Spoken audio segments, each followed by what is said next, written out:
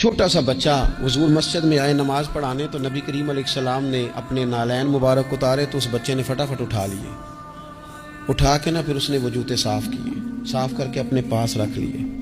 حضور نماز پڑھا کے باہر نکلے، چھوٹی سی عمر ہے، اس نے حضور کے سامنے وہ یوں کر کے نالین شریف رکھے، کریم رسول نے پہن لیے، حضور مسکرا کے چلے گئے۔ کیسا نصیبوں والا بچہ ہے۔ اگلی صبح پھر حضور نماز کے لیے آئے تو اس نے اسی طرح محبوب نے جوتے اتارے تو اس نے اٹھا لیے، پھر حضور کے جوتوں کو صاف کیا، پھر اپنے پاس سنبھال لیے۔ حضور نے نماز پڑھائی، فراغت کے بعد کریم نکلے تو اس نے پھر اسی طرح جوتے رکھے۔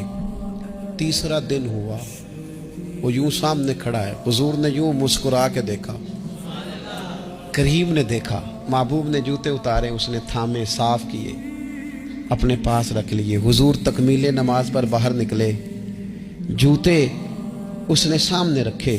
اب حضور نے پوچھا بیٹا کیا نام ہے؟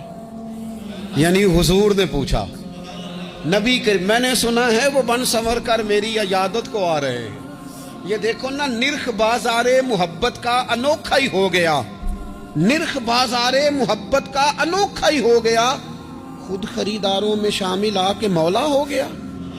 یعنی حضور نے خود حال پوچھ لیا، نبی کریم نے حال پوچھا، کیا نام ہے؟ اس نے کہا فلاں نام۔ باپ کا کیا نام ہے؟ حضور فلاں بن فلاں۔ کس قبیلے سے ہو؟ یا رسول اللہ فلانے قبیلے سے۔ فرمایا تمہیں کس نے کہا میرے جوتے اٹھاؤ، صاف کرو، پاس رکھو، جب نکلوں تو دو؟ عرض کرنے لگے حضور کسی نے بھی نہیں کہا، میرا دل کرتا ہے۔ یا رسول اللہ میرا دل کرتا ہے، مجھے کسی نے بھی نہیں کہا۔